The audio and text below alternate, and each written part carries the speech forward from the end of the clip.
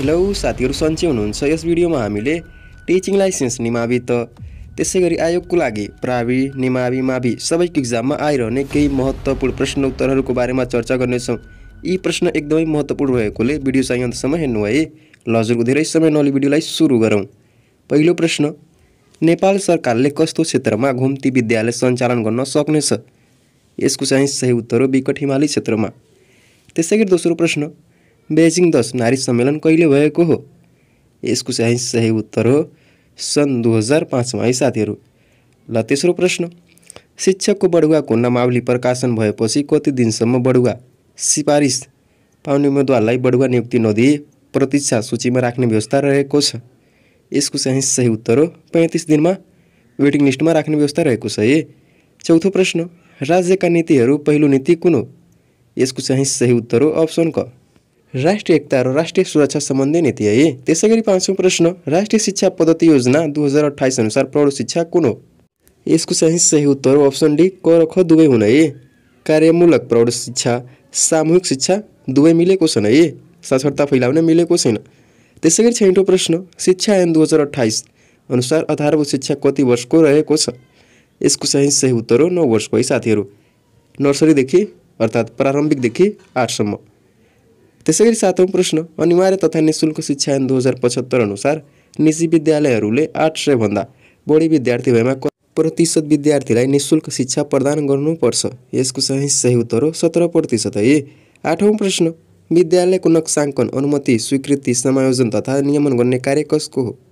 यसको चाहिँ सही उत्तर हो गाउँ तथा नगरपालिकाको है।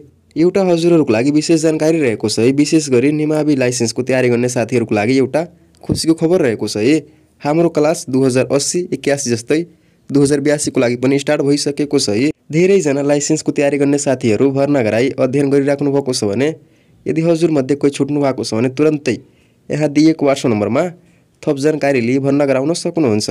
भर्ना फी भनेको 2000 मात्र हो है, 2000 भनेको महिनाको होइन।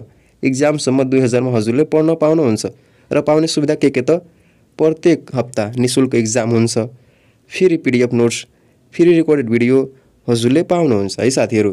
एक्जामसम्म हजुरले मजाले पढ्न पाउनुहुन्छ, एउटै फीमा 2000 मात्र हो। सो आजै भर्ना गराई एक्जामसम्म पढ्नुस्। तर फेलियर विद्यार्थीको के समस्या छ भने उहाँहरू भन्नुहुन्छ सर फर्म कहिले खुल्छ?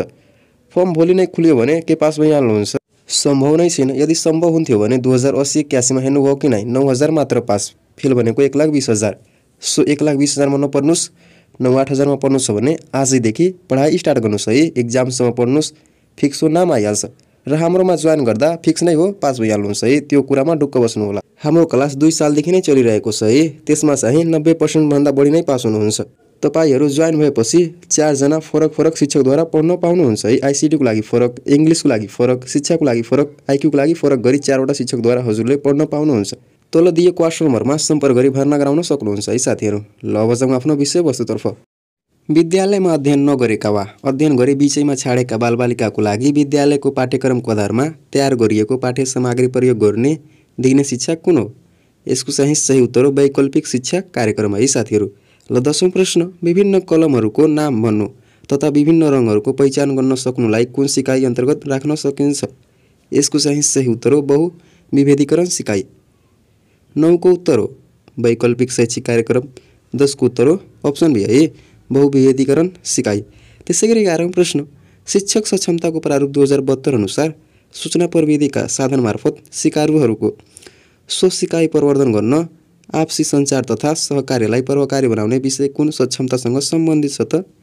यसको चाहिँ सही उत्तर हो सूचना तथा सञ्चार प्रविधि। प्रश्नमै दिएको छ है सञ्चार, सो सही उत्तर हुन्छ सञ्चार तथा सूचना प्रविधि। त्यसैगरी 12औं प्रश्न, अध्यापन अनुमति पत्रको ढाँचा कुन अनुसूचीमा व्यवस्था गरिएको छ? यसको चाहिँ सही उत्तर हो अनुसूची 2। 13औं प्रश्न, समुदायको विशेषता तलको मध्ये कुन हो? यसको चाहिँ सही उत्तर हो माथिको सबै। 14औं प्रश्न, आफ्नै अन्यको संस्कृति, चालचलन, मूल्य एवं विश्वासबारे समानता एवं भिन्नता बुझ्ने, सम्मान एवं प्रशंसा गर्ने योग्यता कुन साक्षरता अन्तर्गत पर्छ त? अप्सन ठिक छ है बहुसांस्कृतिक साक्षरता। 15औं प्रश्न, सबैभन्दा छोटो वा एक पलका लागि स्मरण हुने स्मृतिको प्रकार कुन हो?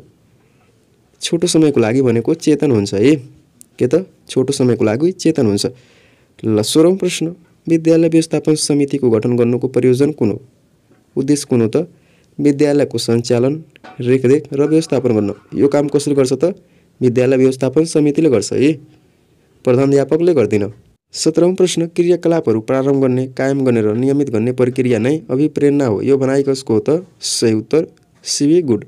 त्यसैले 18औं प्रश्न, मनोविज्ञानले परिस्थिति अनुसार मानिसले देखाउने सही प्रक्रियाको अध्ययन गर्दछ। यो कसको भनाइ हो त? बीएफ स्किनरको है। 19औं प्रश्न, विद्यालयमा गुणस्तरीय शिक्षा प्रदान गर्ने सन्दर्भमा सिकाइ सहजीकरणको मुख्य जिम्मेवारी कसको हुन्छ? सही उत्तर शिक्षकको हुन्छ है। ल 20औं प्रश्न, शास्त्रीय सम्बन्धन सिकाइ सिद्धान्तमा कुकुरलाई घन्टीसँगै खाना दिने कार्य बन्द गरेमा रेयाल निकाल्ने मात्रामा कमी हुँदै जान्छ र अन्त्यमा रेयाल निकाल्न छोड्छ। यो अवस्थालाई के भनिन्छ त? सही उत्तर बिलो भनिन्छ है साथीहरू। त्यसैले 21औं प्रश्न, शिक्षक तालिमको आवश्यकता किन पर्छ? यसको चाहिँ सही उत्तर हो माथिको सबै ठिक छन् है, एबिसी सबै पर्छन्। त्यसैले 22औं प्रश्न, तलको मध्ये कुन नेतृत्वमा जिम्मेवारी निर्धारण गर्दा आफ्ना समर्थकहरूसँग छलफल गरिन्छ? यसको चाहिँ सही उत्तर हो प्रजातान्त्रिक नेतृत्व। त्यसैगरी 23औं प्रश्न, पाठ्यक्रम तथा पाठ्य सामग्री विकास निर्देशिका 2073 अनुसार पाठ्यक्रम विकासका चरणहरू के हुन्? आवश्यकताको पहिचान ठिक छ, पाठ्यक्रमको स्वीकृति र कार्यान्वयन ठिक छ, नीतिगत निर्णय ठिक छ, पाठ्यक्रम मूल्याङ्कन र सुधार ठिक छ है, सही उत्तर हो सबै। ल 24औं प्रश्न, शैक्षिक उद्देश्यका नयाँ वर्गीकरण कुन नामले पनि चिनिन्छ त? सही उत्तर द्विआयामिक। ल 25औं प्रश्न, एक पाठ्यक्रममा आधारित भई लेखन तथा प्रकाशन गरिएका विभिन्न पाठ्यपुस्तकलाई के भनिन्छ? यसको चाहिँ सही उत्तर हो बहुपाठ्य पुस्तक। विभिन्न भनेकोले बहु हुन्छ है। ल अब जङ्गरको प्रश्नतर्फ, यहाँसम्म यदि केही समस्या छ भने कमेन्ट गर्न सक्नुहुन्छ है साथीहरू, त्यसलाई मैले मजाले बुझाउन सक्छु। 26औं प्रश्न, बाल मैत्री विद्यालय राष्ट्रिय प्रारूप 2067 अनुसार न्यूनतम रूपमा विद्यालयको पर्खाल वा घेराबार कति हुनुपर्छ? यसको चाहिँ सही उत्तर हो 6 फिट। 27औं प्रश्न, स्थानीय पाठ्यक्रम निर्माण तथा कार्यान्वयनको औचित्य पुष्टि गर्ने कथन कुन हो त? सबै हुन् है साथीहरू, एबिसी सबै हुन्। ल 28औं प्रश्न, कुनै पनि कार्यालयबाट प्रेसर गरिएका विलेख, सूचना, चिठी पत्र तथा निवेदनहरू औपचारिक रूपमा राख्दा के को प्रयोग गरिन्छ? यसको चाहिँ सही उत्तर हो चलानी किताब। ल एकचोटि अझै भन्न चाहे है साथीहरू, निमावी टिचिङ लाइसेन्सको क्लास चलिरहेको छ। अध्ययन गर्ने चाहनेले दिएको व्हाट्सएप नम्बरमा सम्पर्क गर्न सक्नुहुन्छ है। त्यो व्हाट्सएप नम्बरमा मेसेज गर्दा तपाईँको कुराकानी हुन्छ अनि त्यहाँबाट जोइन हुने नहुने कुरा प्रश्न हुन्छ है साथीहरू। जोइन भएपछि तपाईँ 4 जना विज्ञद्वारा पढ्न पाउनुहुन्छ। म पढाउँदिनँ, 4 जना विज्ञ सरले पढाउनुहुन्छ है। राष्ट्रिय पाठ्यक्रम प्रारूप 2076 अनुसार प्रारम्भिक बाल विकास र शिक्षा अन्तर्गत विषयगत सिप सिकाइका लागि वार्षिक समय कति हो त? सही उत्तर 192 घण्टा। 31औं प्रश्न, कार्यालय व्यवस्थापन अन्तर्गत एउटा कार्यालयले अर्को छुट्टै कार्यालयलाई सूचना सम्प्रेषण गर्ने कार्य कुन अन्तर्गत राख्न सकिन्छ त? सही उत्तर छड्के सञ्चार। ल 32औं प्रश्न, नागरिक वडापत्रमा कुन विषयको समावेश गरिएको हुन्छ? कार्य सम्पन्न प्रक्रिया, लाग्ने समय र दस्तुर, सम्पर्क शाखा र आवश्यक कागजात सबै ठिक छन् है। ल 33औं प्रश्न, परीक्षणको साधनमा विषयगत वैधता कसले सुनिश्चित गर्छ? विषयगत वैधता भनेको विषय विशेषज्ञले है साथीहरू। 34औं प्रश्न, मूल्याङ्कनका क्षेत्रमा लेटर ग्रेडिङ प्रणालीको सर्वप्रथम प्रयोग कसले गरेका थिए? यसको चाहिँ सही उत्तर मार्क एम ड्रम। कसले त? मार्क ए ड्रम है। 35औं प्रश्न, लेटर ग्रेडिङ निर्देशिका 2078 को पहिलो संशोधन कहिले भयो? यसको चाहिँ सही उत्तर 2078 11 महिना 18 गते। 36औं प्रश्न, कार्यमूलक अनुसन्धानको विशेषता कुन हो?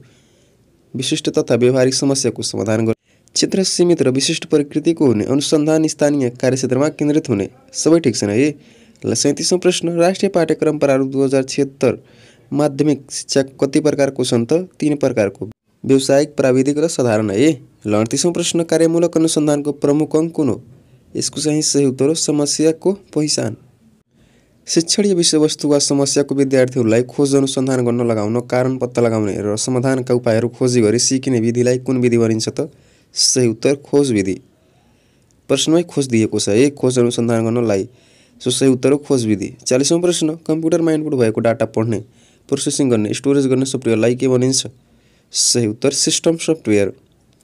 41औं प्रश्न, विद्यालय शिक्षामा सूचना तथा सञ्चार प्रविधिको प्रयोग सम्बन्धी निर्देशिका 2069 अनुसार शिक्षामा सूचना तथा सञ्चार प्रविधि प्रयोग व्यवस्थापन समितिको बैठक कति समयमा बस्ने व्यवस्था छ त?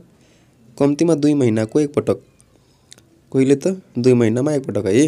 42वां प्रश्न विद्यार्थीको सिकाइ उपलब्धि स्तर परीक्षण तथा शैक्षिक निकायको कार्य सम्पादन परीक्षण लागि अलगै निकाय परिकल्पना ...